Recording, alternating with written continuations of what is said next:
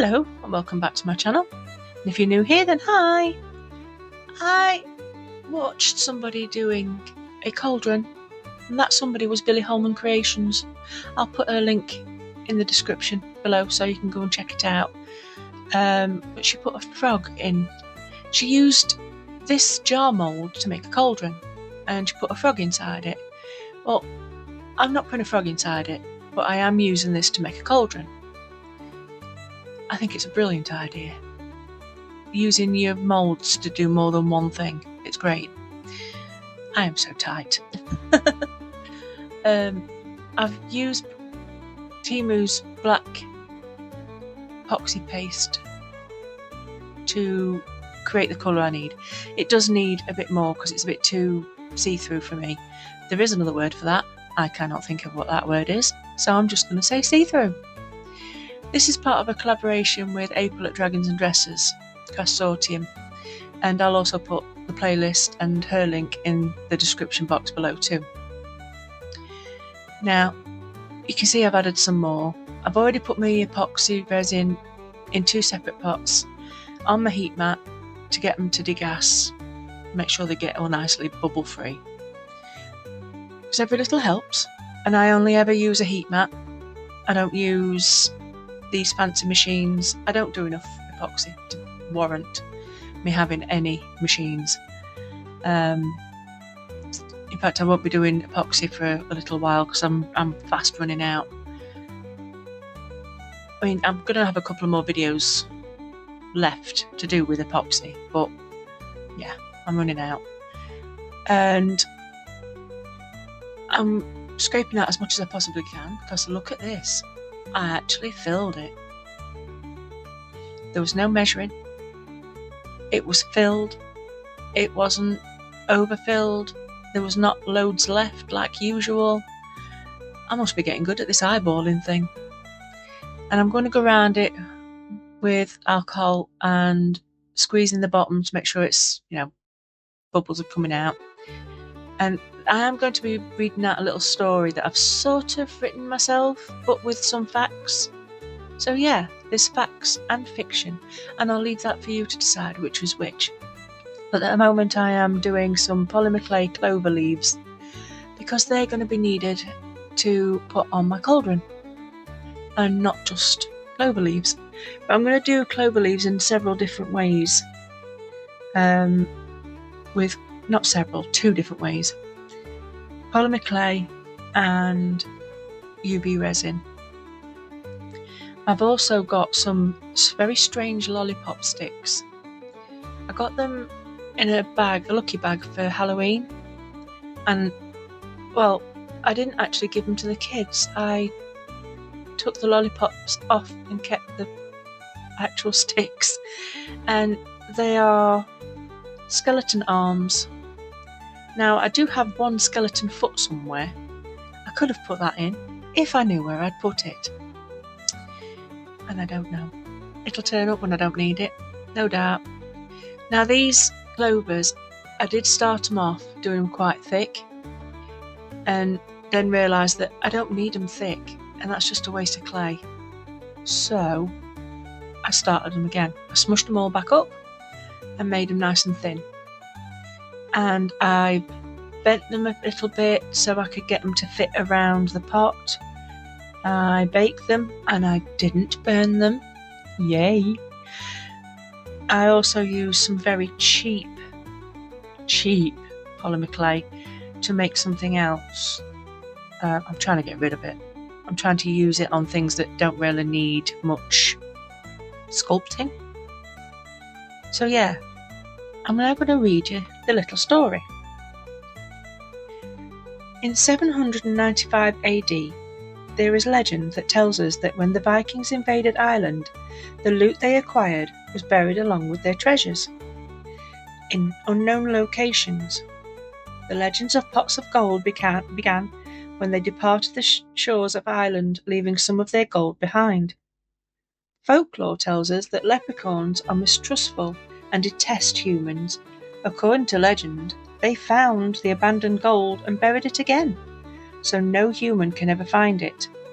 And over the years, Over the centuries, the leprechauns became more hateful hateful towards the humans, as many were captured and enslaved. Now, a leprechaun is a tricky fellow to catch, but it can be done, as they are captivated by the glow of gold. So if you lay gold in a trap, snap, you've got one. But the leprechauns are wise, and they know that the humans are entranced when it comes to the magic of a rainbow's light, using humans' ingrained greed to lay traps and exact their revenge. For you see, the pot of gold is no ordinary pot. It is a cauldron decorated with shamrock, also known as young clover, greenery and gold, with the rainbow leading towards it, pulling the humans like a moth to a flame. But underneath lays a vat of acid that means as soon as one piece of gold is touched by human hands, you will be encased in the pot to rot and condense down into a gooey, decaying mess that over time turns into more gold to entice those greedy humans, so the cycle continues. Now there is hope, always hope, as the mischievous leprechauns are just as greedy and lured by gold and rainbows, and it is said that in order to escape before the cauldron takes you, you have to offer treasures to him, then catch him, and the gold is yours for the keeping. But beware, leprechauns may be small, but they are tricky, and won't be caught easily, so if you see a pot at the end of the rainbow, good luck, or run.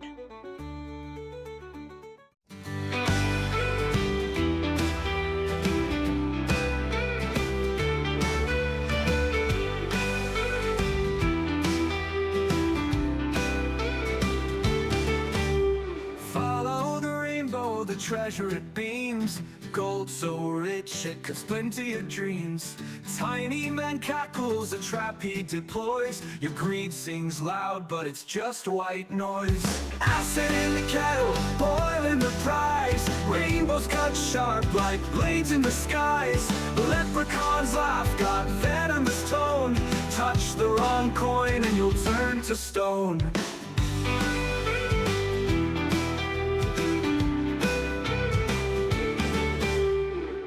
Gold stack, demons start to whisper. Your reflection in it, just a shadowy blister. Step on the clovers, four-leaf collapse. Hate breeds traps, greed snaps like mouse traps. Curses, hexes, ricochet vibes. His black magic got chaos in tribes. Green hat tips, mischief wings spread. You're chasing his gold, but he's messing your head. Every coin pulled feels heavy with spite. Molten gold burns in the dim moonlight. It's not just treasure, revenge it spins. Hates the dark jewel hiding within. Acid in the kettle, boiling the prize. Rainbows cut sharp like blades in the skies. The leprechauns laugh, got venomous tone. Touch the wrong coin and you'll turn to stone.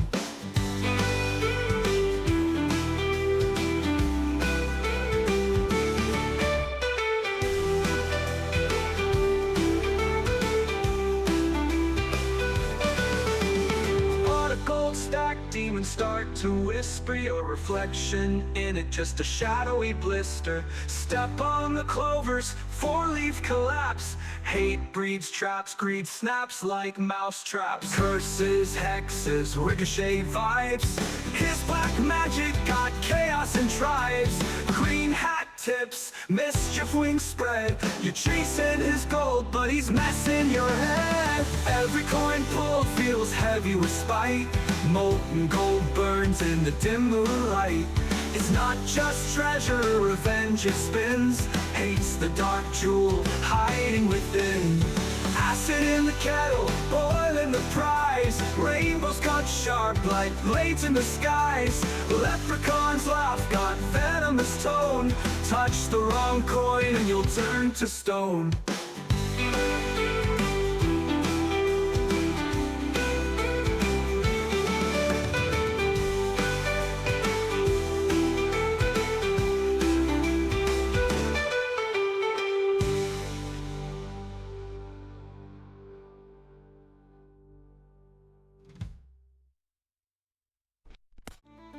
So as you probably could tell, I haven't taken a lot of time writing that story. it just came into my brain and it went down on paper and that was it.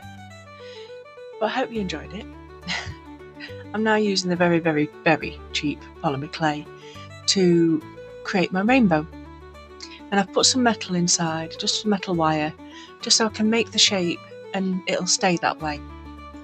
And it'll also give it some reinforcement because it's not going to have much of a thing to hold on to, because it's going to be like half of a rainbow. Yeah, half a rainbow. And the colours aren't specific. They're nearest to the song that we used to sing as a kid. Only I can never remember which one went first, whether it was orange or purple in the song. There were always arguments at school with that one. At primary school. I used to be in a choir. I used to sing. Yeah. No good idea now. But why have I used orange twice? Oh, it's not orange. It's a different colour. Red. Oh, it is orange. That first orange looks like orange. It's not. It's yellow. It's a bit dull for yellow. It's the only yellow I've got. In the cheap stuff anyway. And I've got some of my clovers on already. And I've put some foil inside my pot. So I'm not having to waste clay. Because I'm going to be making the coins that go on top out of clay, but I didn't want to fill the whole pot with clay. That's just a waste. And foil is a useful tool, very useful tool. And because I needed to bake the clay, I could take the foil out, because you can't put epoxy into the oven. It'll just melt and stink and ruin everything. And so if I put the foil in, I could pop it out when I've done and then just pop it back. So actually you can still use it as a pot if you wanted to. Now I haven't, because I have put other stuff on top, because I can't just stop. I can't leave note alone. So yeah, this is the bit that's been cooked. And as you can see, I'm trying to figure out whereabouts it came from because I've forgotten. And finally found it. And that little slit in the middle, that's for the rainbow to sit in. Now, I did try and force it in, but obviously I hadn't cut the hole big enough. So I had to kind of like foil it down. No, I didn't. I had to file it down and snip it and chip it, and yeah. These are the hands. I've already put some pink clay around to make it look like skin. Sort of skin. It's going to get painted, so it'll be kind of rotting, gooey looking. So yeah, my rainbow's supposed to sit there, and it's supposed to look like the person that's trapped inside is trying to grab the rainbow and climb back out again. Well, obviously, this person's turning it into, well, acidy goo, according to the story. So you can see where that story comes from now. Underneath the gold lays a vat of acid. So yeah, I'm snipping away, trying to get it in. I did also put some metal pieces in the bottom at one point to try and get it so I could poke it in, and then realised that's not going to work, so I took the metal bits off. But once it's in, it is sturdy. So now I'm going to put my other hand in, because if you look, I've got a little dint where I'd already pressed the hand in before I cooked it. And these are just going to look like they're trying to ooze out of the cauldron, the pot of gold. Now, I've made lots of tiny little circles and little gold bars, and these will get dotted around, because I'd already made some shapes on the actual gold pile, and these are just accents. Yeah, accents. Make it look more full. Yeah, more full. I'm sure I know what I'm talking about one day. And I've got some more clovers to put on to dot around, and I'm only using super glue because I don't need anything else just yet to make sure it all stays together. And I have some greenery that I've got from Temu again. And look at that, I dropped it. What a muppet. And of course, I'm trying to pick it up with something that's going to cut it. Duh. When I should just use the tweezers that are outside of me. Then I'm holding it down, and I think I glued my finger to it. So no, I didn't, not that one. I did glue my finger to something though. So yeah, I'm putting clovers dotted around, and if you noticed, I've bent some of them, just so it gives it a bit more interest. And that one just did not want to stay on. It was being a right monkey. And I'm trying to fill up the space around the pot so it looks more natural. Is that the word I'm looking for? Cohesive, maybe. But again, I'm off screen as usual. I don't know what I'm playing at. And I have to make some resin ones up after this and put my greenery around it, and then it'll be time for the painting job. Painting, gooing, yeah. So now I've painted my base layer on, and I'm going to add some finishing touches to the gold coins, because I painted them yellow just to make sure they're nice and bright, and then I've added gold over the top, and this stuff's lovely. Guess what, £1.50 a tray? It's them, that whole tray from the range. Oh, they're stunning colours. Yeah, love them. And this particular one, I've had it years, and I'm still using it. It seems like it's never ending. I think they are watercolours, but they're metallic, and it's just, they're yummy. They are so yummy. But I'm going to add some more bits and bobs of gold. It's stuff that I was sent from Cobnuts and Tuppence, and it's supposed to be for paper crafting. But I watched Peculiar Ashley using this stuff. It's melty stuff. I can't remember what it's called now. And well, she sticks it on practically everything. And I thought, okay, I wonder if it'll actually stick to epoxy, because she puts it on a epoxy sculpt. So I thought, okay, give it a go. And it works. I got a little bit too close with the heat gun though a couple of times.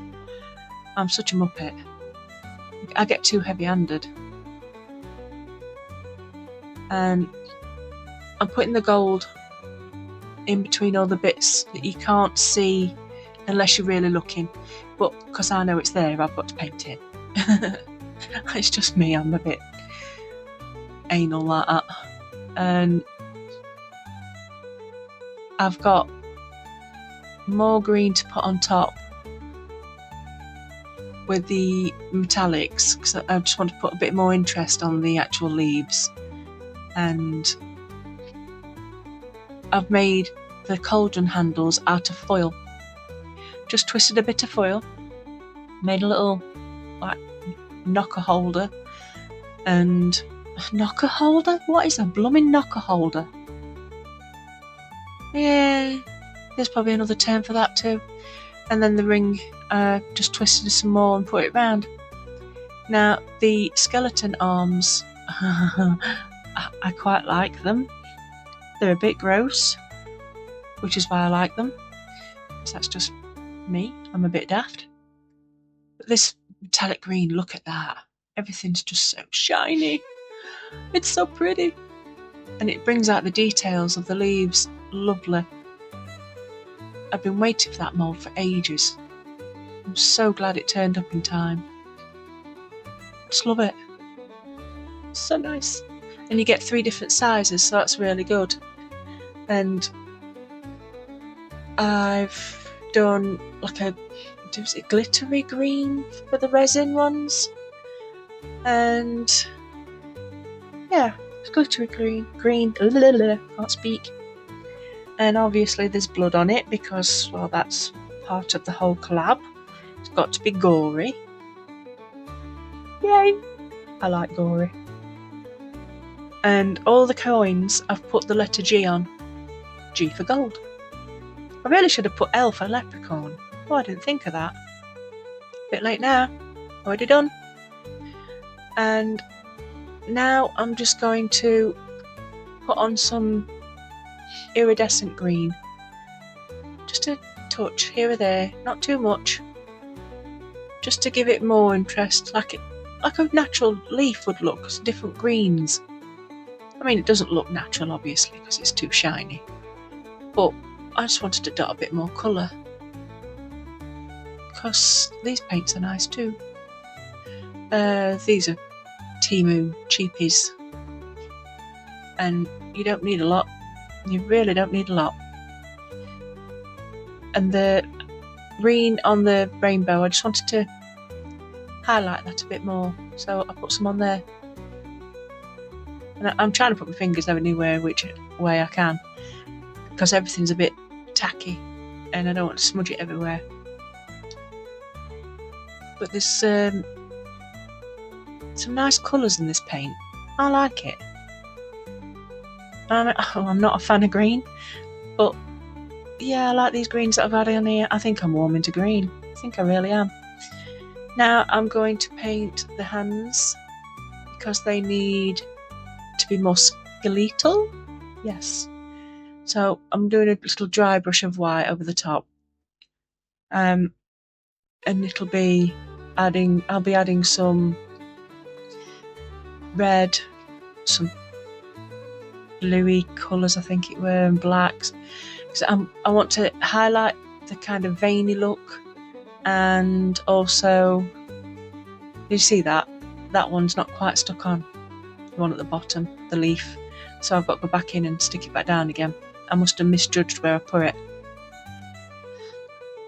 But I'm going to highlight the veins and highlight the bones with several different dry brushes. There we go. Jeez. One of these days I'll get my teeth in. And I'm having to try and be very careful to get in the hands. Because you think, if I'd have had the brains, I'd have painted these first, before I attach them. But I kind of do everything backwards. I don't know why, I just do. So yeah, I end up having to do a little bit of a wipe up, because I've got white paint on the blooming rainbow. And when I've done the white, I'm not going to let it dry. I'm going to keep going over the top and add some different colours, like doing the veins and stuff, like I said. So I've got a blue, and I've also got this shiny metallic grey, and I just want to give it a wisp of dry brush, but I don't mind it mixing in with the white either, because I want it to tone it down. Tone down the white, but also tone down the metallic black. Well, it's more like a grey, I think.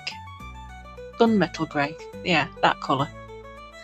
And then I'll go in and do some very tiny veins and add some blood and goo. The goo, I like the goo. You'll see that right at the very end, so please stay to the end, because it does glow in the dark. Admittingly, the picture I've done is in the daytime, so I've had to put the UV light on it so you can see it. But it's gooey. So we've got human blood and goo. But no leprechaun. Maybe I should make this another project for making characters with, and see if I can actually create a leprechaun. Like my BFG one, I definitely want to make BFG for my scenery. So let me know what you think in the comments about that, because I really do need practice with my peoples, my creatures. Because the first dragon I did were absolutely awful, and I ended up ripping it to pieces, chucking all the stuff together. Now this moss is from Temu, and I'm loving this stuff. It's so cute. I have a huge bag full of it. Well, I say huge because you don't really need a lot when you're using it. So it is huge, really. And I think I stick my finger to that. That bit won't sit down. So I just whap some more on top. Because that's how I roll. If at first you don't succeed, cheat! I'm giving it a bit of a trim because I don't want it everywhere. I just want it highlighted. Oh, and I forgot to say that I've put a wooden slice underneath. Just for balance. And to add stuff onto, like the moss. But it also gives it more of a natural feel to it because of the wood. And I shall be trimming some of that down too, and I'll be putting on the melted stuff soon too. But there's the blood, and then, like I said, I don't put it on every bit of the pot, it's just enough. And scissors, oh look at that, straight in. I forget myself what I've done. Now I'm just using little bits just to chuck around, just so I don't waste anything. And I shall be doing the goo in a minute. You'll see a little Barbie tray, and it's quite sweet, but it's just a toy. I bought a Barbie doll miniature, and used the miniature doll for something. But this is the melted stuff, and obviously paper underneath so you don't waste it. And I'm just using super glue and just chucking it on. And then what I'll do is tap it off to make sure there's no major bits everywhere. And then a little bit more. And then you get to see some magic, because I think it's brilliant. I'm such a child. Put it all back in pot. That way I don't waste any. Get it good flat. And then get it out of my way before I knock it flying. And this is the bit where the magic comes, because it's gonna melt. Then I realised I wasn't actually plugged in, so you can't see this bit. Oh, now you can. Oh, there we go. See smoke. I got a bit too close. Yes, good job in a well ventilated room. But watch that. Oh, missed it. Just gonna do it. It's gonna do it. Woo! Look at that. Beautiful. Beautiful. So pretty. Oh, and the smoke you do see, it's not from the epoxy, it's from the moss. The moss got a little bit crispy. Now I'm just brushing off the excess, but you can see now that there's gold goo, gold oozing. But that's not the glow in the dark bit. So now I'm going to just do some UV and some glow in the dark, and I'm going to just dribble this all over, and it'll look amazing. Well, I think it will. I just love this. I really enjoyed making this. I think you can tell when I really enjoy making something. It's the detail I put in. I love little things. Anyway, I'm going to leave you to watch me faff about with this UV.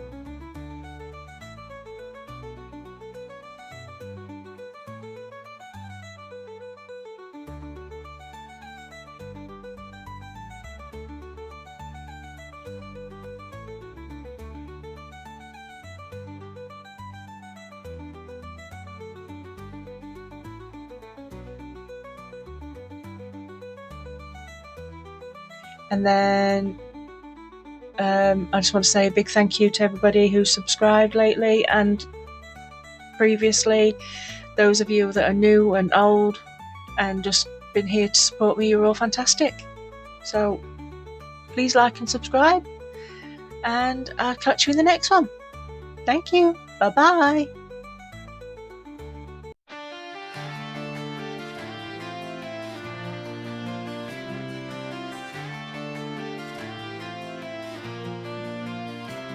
In a world of shadows, light does sing.